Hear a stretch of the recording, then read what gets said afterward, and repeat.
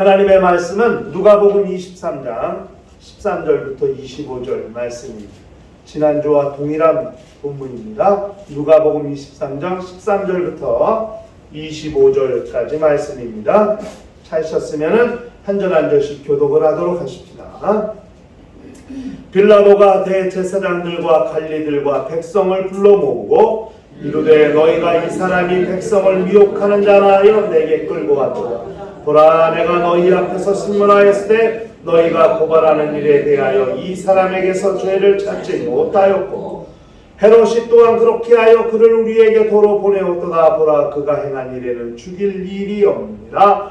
그러므로 때려서 놓겠노라. 무리가 일제히 소리질러 이르되 이 사람을 없이 하고 바라바를 우리에게 놓아주소서 하니 이 바라바는 성중에서 일어난 밀란과 살인으로 말미암아 옥에 갇힌 자로라. 빌라도는 예수를 놓고자 하여 다시 그들에게 말하되 그들은 소리질러 이르되 그를 십자가에 못 박게 하소서, 십자가에 못 박게 하소서 하는지라. 빌라도가 세 번째 말하되 이 사람이 무슨 악한 일을 하였느냐? 나는 그에게서 죽일 죄를 찾지 못하였나니 때려서 놓으리라 하니 그들이 큰 소리로 재채가여 십자가에 못 박기를 구하니 그들의 소리가 이긴지라. 이에 빌라도가 그들이 구하는 대로 하기를 언도하고 그들이 요구하는 자 곧 밀란과 살인으로 말미암아 옥에 갇힌 자를 놓아주고 예수를 넘겨주어 그들의 뜻대로 하게 하니라. 아멘. 우리 신앙생활은 예수님과 우리와의 관계를 알고 사는 삶을 말하는 것입니다. 예수님과 우리와의 관계. 알 것 같지만 막상 설명하려고 하면 잘 말이 나오지 않습니다. 그렇기 때문에 우리는 정말 제대로 알고 정말 누가 물어도 당당히 예수님과 나는 어떤 사이인지 어떤 관계인지 잘 설명할 줄 아는 것, 이것이 매우 필요한 것이거든요. 세상에서는 사람과 사람 사이에 좋은 관계가 유지되는 경우가 많이 있습니다. 중마고우, 부모유신. 그래서 어릴 적부터 아주 단짝 친구처럼 그렇게 지내는 관계들이 많이 있죠. 나이가 먹어도 정말 그렇게 수십 년 자기와 동고동락을 같이 한 친구들이 있습니다. 자기의 모든 것을 다 알고 약점, 단점, 부족한 것, 좋아하는 것, 싫어하는 것 다 아는 그런 친구들이 있습니다. 아주 훌륭한 관계를 유지해 가고 있는 거죠. 이런 좋은 관계가 유지되는 경우가 있습니다. 그러면 관계라는 게 뭐냐면 둘 이상의 사람이나 사물이 서로 관련 맺는 것을 관계라 하는 거예요. 이게 사전적 의미입니다.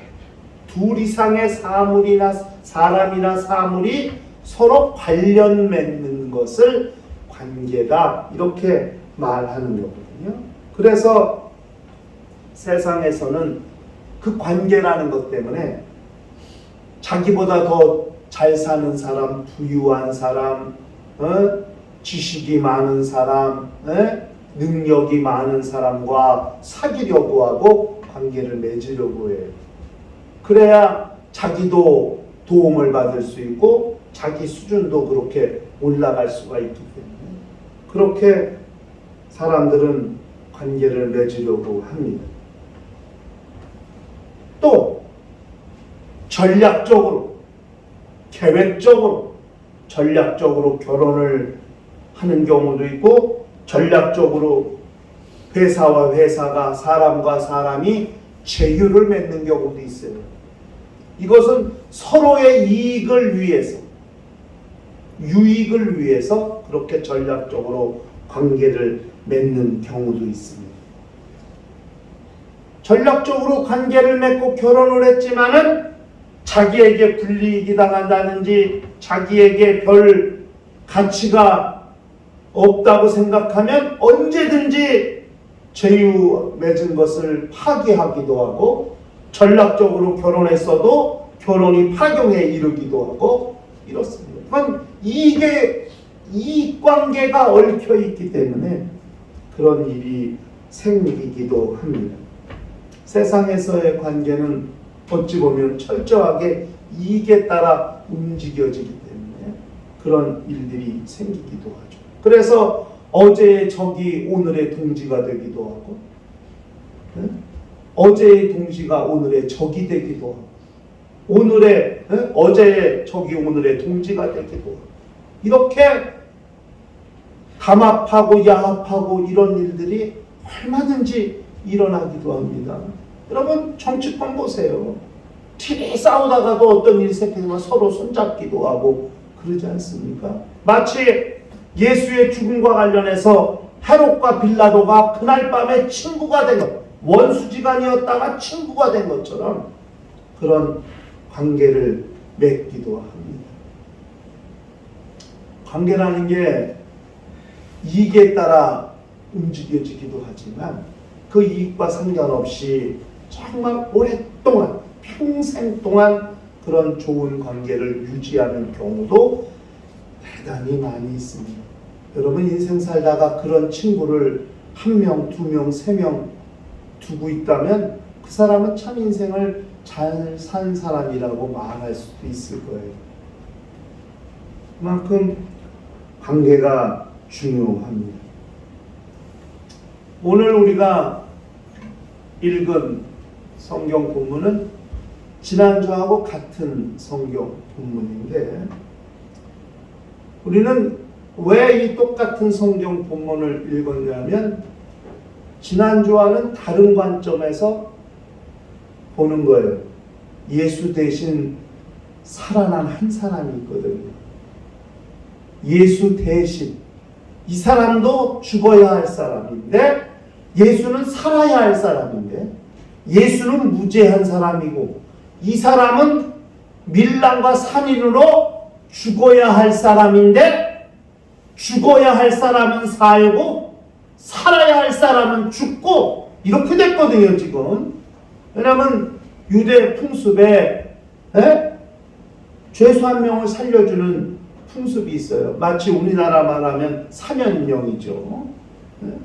대통령이 취임하면은 사면을 하잖아요. 그래서 감옥에 있는 사람들이 대부분 방면되기도 하는데, 그때 정치인들, 이런 정치인으로서 감옥에 갇혔던 그 사람이 사면되느냐 안 되느냐 뭐 이런 거 가지고 뉴스가 되기도 하잖아요. 사면령이 있는 것처럼 그 당시에도 죄수 하나를 살려주는 관례가 있었는데, 아니 예수는 죄인도 아니에요. 무죄해. 근데 예수를 당연히 방면시켜야 되는데 예수는 오히려 죽음으로 내몰고 죽어야 될 바라바라고 하는 죄수가 다시 예수 대신 살아났거든요. 그 예수 대신 살아난 그 바라바라고 하는 그 사람에 대해서 우리가 좀 관심을 가지려고 하는 겁니다. 왜 산헤드린 공회, 대제사장, 서기관, 장로들로 구성된 산헤드린 공회는 예수 대신 바라바를 살려달라고 군중들을 충동질했을까? 그들에게 바라바가 전략적으로 중요한 인물이었기 때문에,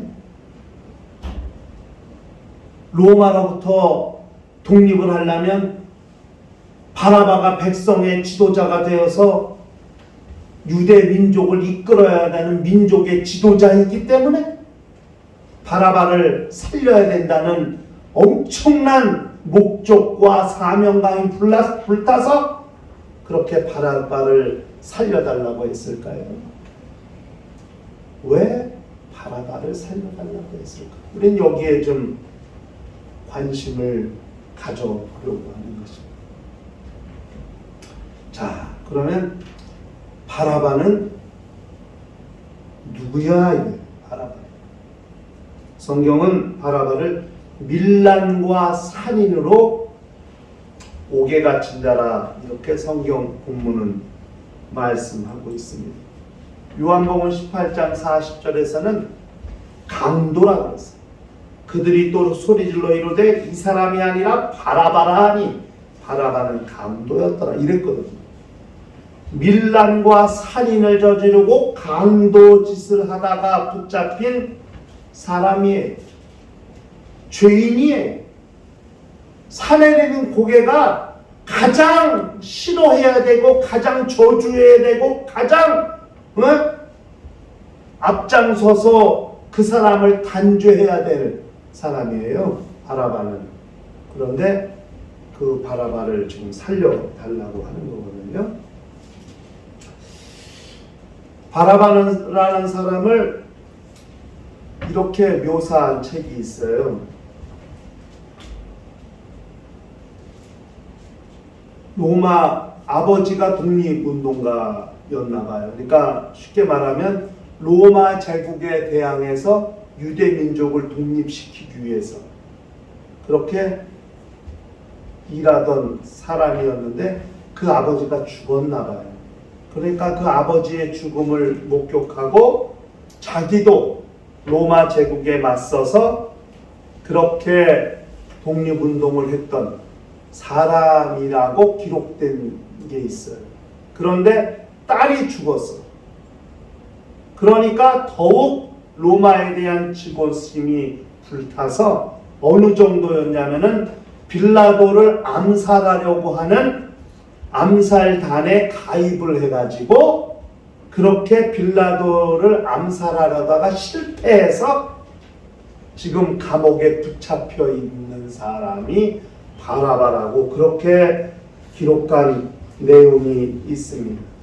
요세푸스의 기록을 중심으로 쓴 바라바 이야기라는 책이 있는데 요세푸스라는 사람이 고대 역사가거든요. 그 요세푸스가 쓴 고대 역사서에는 예수라는 사람이 십자가에 죽었다는 이야기, 이런 바라바가 어떤 사람이었냐에 대한 이야기, 정경 이외에 그런 야사 또는 그 역사에 기록된 내용들을 요세푸스는 고대 역사에서 많이 다루고 있습니다.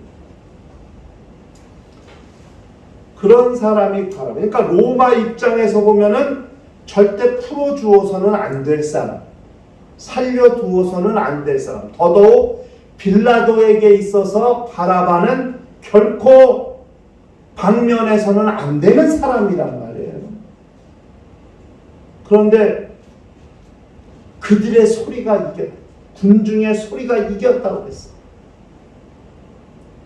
도리어 밀란이 일어나는 것을 보고 빌라도가 군중 앞에서 손을 씻으면서 예수를 그들에게 넘겨주고 바라바를 놓아 주었다. 얼마나 힘들었을까요? 결정한 결코 놓아 주어서는 안 될 사람. 어떻게 보면은 이 사내들인 고개가 빌라도의 가장 아주 약점 중에 약점, 정말 빌라도가 정말 살려주어서는 안 될 그런 가장 극악무도한 죄인을 살려주게 하면서까지라도 죽여야 할 사람이 예수라는 것을 말해주는 거거든요. 그 빌라도가 그런 사람이었다고 해요. 그런데 성경에 기록한 대로 밀란과 살인을 한 사람, 이 빌라도의 죄가 그냥 빌라도의 죄만일까? 우리 죄는 아닐까? 저는 절대 그런 일 한 적 없습니다. 이렇게 우리 모두가 말하고 싶겠지만 하늘나라의 질서를 파괴한, 하늘나라에서 밀란을 일으켜 이 땅으로 떨어진 원수에게 속해 원수에게 이끌려서 마귀에게 이끌려서 날마다 그렇게 마귀의 수하로 살기도 하고 속으로 형제를 미워하고 자매를 미워하고 밤낮 마음으로 살인하는 살인죄를 저지르고 있는 우리는 뭐 빌라도와 별반 다른 사람인가? 우리 스스로를 생각해 볼 수 있다. 저를 포함해서 우리 모두가 다 밤낮 마음으로 살인하는 살인죄를 저지르고 있는 사람일 수도 있다. 밤낮 그렇게 하나님의 말씀을 불순종해서 하나님의 말씀에 대한 밀란을 저지르고 있는 그런 불순종하는 그런 바라바와 같은 사람이라는 것, 우리 스스로를 부인할 수 없다 하는 생각이 드는 거죠. 바라바가 지은 죄는 바라바의 죄만이 아니라 이 시대를 사는 우리의 죄이기도 하다는 것을 우리가 생각할 필요가 있습니다. 두 번째, 자 그러면 왜 꼭 바라바여야 할까? 물론 아까도 결코 바라바는 살려둘 수가 없는, 방면할 수가 없는 사람이라고 하지만, 아니 뭐 감옥에 죄인이 뭐 바라바 하나만 있었을까요? 바라바 위에 여러 사람도 있었을 텐데 왜 그들은 꼭 집어서 실명을 냈을까요? 그냥 예수는 십자가에 못 박고 죄수 중에 하나 아무나 살려주셔 이렇게 말할 수도 있었을 텐데 왜 꼭 실명을 딱 집어서 바라바를 살려달라고 했을까요? 그것은 하나님의 간섭이고 하나님의 역뜻이라는 사실을 우리가 기억할 필요가 있습니다. 그들의 입으로 대제사장과 서기관과 백성 내 장로들의 입으로 하나님이 하실 일을 그들이 그들의 입으로 발설한 것이다. 어떻게 아느냐? 바라바라는 이름의 뜻을 우리가 알면 왜 바라바가 살아야 하는가를 알게 된다는 거예요. 바라바라는 말은 라바의 아들이라는 뜻입니다. 바가 앞에 바가 붙은 건 아들이에요. 바디메오, 디메오의 아들, 바디메오. 바요나 시모나, 요나의 아들 시모나, 요한의 아들 시모나. 바요나, 바요나. 바자가 붙으면 아들이에요. 바라바, 라바의 아들이에요. 라바가 뭐냐? 아바예요. 아바가 뭐예요? 아버지예요. 아바 아버지요. 이장이 내게서 지나가게 아바 아버지. 우리가 하나님의 성령이 임하시면 아바 아버지라 한다. 아바 아버지라 한다. 아버지의 아들을 바라바란 말이 아버지의 아들이라는 말이에요. 아버지의 아들을 살리시고 예수를 죽음에 내어 주시는 하나님의 뜻을 우리가 여기서 발견할 수가 있습니다. 아버지의 아들이 누군가? 바라바가 누군가? 우리거든요, 우리. 저와 여러분이 하나님의 아들, 하나님의 딸, 하나님의 자녀거든요. 아버지의 아들이거든요. 예수 대신 살아난 바라바는 저와 여러분을 말하는 거거든요. 성령을 받음으로, 양자의 영을 받음으로 우리가 하나님을 아바 아버지라 부르게 된다고 성경은 말했는데, 당신의 양아들을 살리시고 당신의 친아들을 죽음에 내어 주시는 하나님의 뜻을 성경은 말씀하고 있습니다. 로마서 5장 8절. 우리가 아직 주연되었을 때에 그리스도께서 우리를 위하여 죽으심으로 하나님께서 우리에 대한 자기의 사랑을 확증하셨느니라. 이렇게 성경은 말씀하고 있습니다. 우리를 살리시는 것. 이 시대에 바라바는 저와 여러분이라는 것을 우리가 알아야 됩니다. 그렇기 때문에 꼭 누가 살아야 되냐? 바라바가 살아야 돼.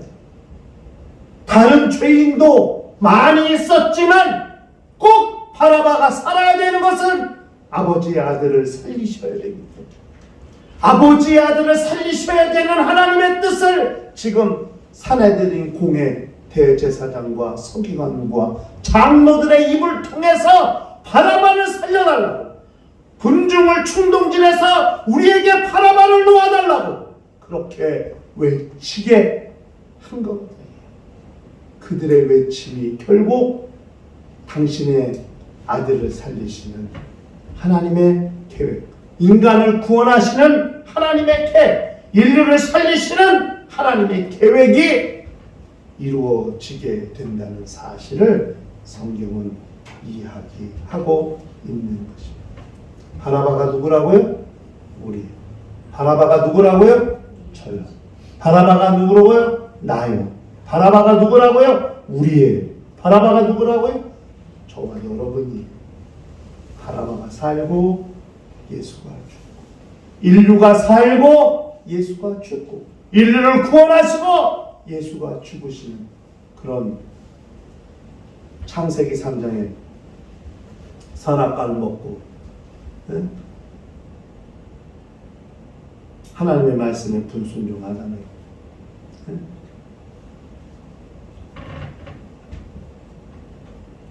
하나님께서 선언하셨던 것, 그리고 그 뱀에게 선언하셨던 것, 뱀에게 너는 중식도로 흙을 먹고 배로 기어다니라. 그 아담이 여기 죽었잖아요. 그런데 하나님의 아들이 아담을 살리시는 거거든요. 그 하나님의 계획이 지금 예수가 십자가 지시기 전에 재판장에서 인류의 합법적인 재판을 통해서 그것이 이루어졌다는 사실을 밝히 드러내고 있는 것입니다.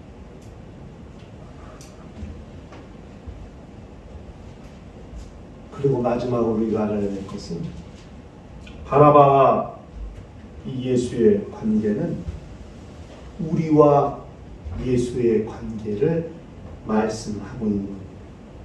예수가 죽으시고 바라바가 산 것 같이 예수가 죽으시고 죄인된 우리가 살아나게 된 것입니다. 그러므로 우리는 다 하나님의 사랑의 빛을 지고 있는 거예요. 예수에게 그런 사랑의 빛을 지고 있는 거예요. 사랑의 빛. 성경은 이렇게 말씀했어요. 로마서 13장에 피차 사랑의 빛 외에는 아무에게든지 아무 빛도 지지 말라. 남을 사랑하는 자는 율법을 다 이루었느니라. 이렇게 말씀했거든요. 사랑의 빛을 지고 있는 자들이에요. 우린 마땅히 영원히 죽어야 될 죄인들인데 예수께서 죽으시고 바라바처럼 우리가 살아난 거거든요. 하나님의 사랑에, 예수 그리스도의 희생적인 사랑에 빛을 지고 있는 자들이 저와 여러분이라는 사실을 잘 알아야 돼요. 죽어야 할 바라바는 살고 무죄로서 살아야 할 예수는 죽었듯이 영원히 죽어야 할 우리는 살고 아무 죄 없으신 하나님의 아들은 십자가에 달려 죽으신 거죠. 이것이 바라바와 예수의 관계, 예수와 우리와의 관계를 말씀하고 있는 겁니다. 예수의 죽음은 영원히 죽어야 될 우리를 살리는 대속의 죽음입니다. 그러므로 예수와의 우리 관계를 한마디로 말하면 죽어야 될 나는 살고 살아야 될 예수는 죽은 것, 그게 예수와 우리와의 관계입니다. 죽어야 될 나는 살고 살아야 될 예수를 산 것, 예수는 죽은 것, 그것이 예수와 우리와의 관계에 대한 한 문장으로 정의한 말입니다. 예수와 나와 예수는 어떤 관계가 있을까요? 죽어야 될 나는 살고 살아야 될 예수는 죽은 겁니다. 그것을 우리가 기억할 필요가 있는 것이죠. 우리의 삶은 그렇기 때문에 예수의 죽음으로 이루신 그분의 사랑의 빛을 지고 사는 사람입니다. 여러분, 세상에서도 엄청난 은혜를 진 사람이 일평생 그 은혜를 기억하고 사는 거 아니겠습니까?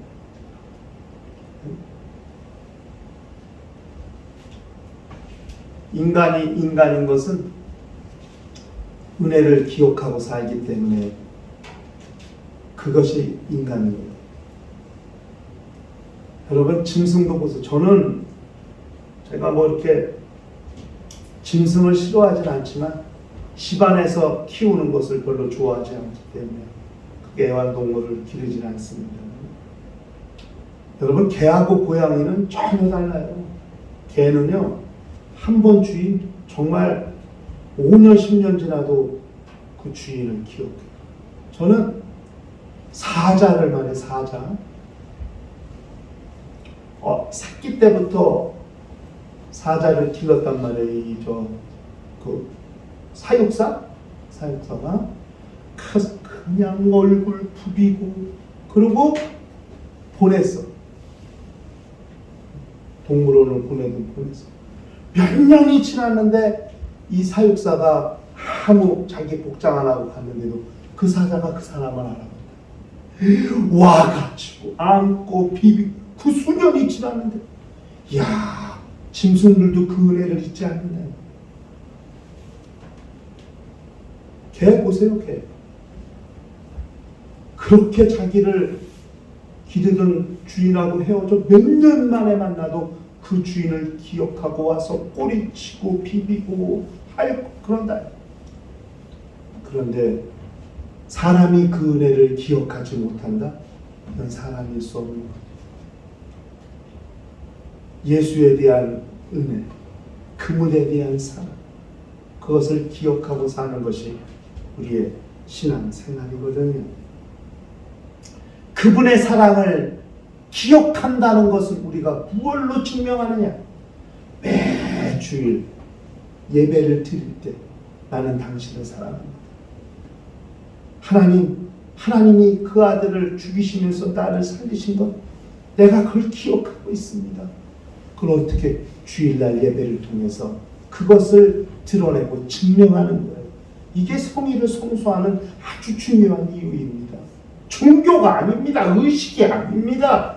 주일은 하나님을 사랑하는 날, 예수 그리스도를 사랑하는 날, 그분이 나를 위해 하신 것을 알고 있기 때문에 일평생, 아니 영원토록 그것을 기억하고 그것을 기념해도 부족함이 없죠. 왜? 나는 영원히 죽어야 될 사람이었으니까. 그런데 하나님의 은혜로 예수 그리스도의 사랑으로 영원한 죽음에서 영원한 생명으로 옮겨진 사람이 되었기 때문에 일평생 그 사실을 기억하고 사는 것. 신앙생활은 예수님과 우리와의 관계를 알고 사는 삶입니다. 죽어야 할 나는 살고 살아야 할 예수는 죽으신 것입니다. 이것이 예수와 우리와의 관계입니다. 일평생 이 관계를 알고 사는 거룩한 심령과 가정과 교회가 되시기를 주의 이름으로 축원합니다.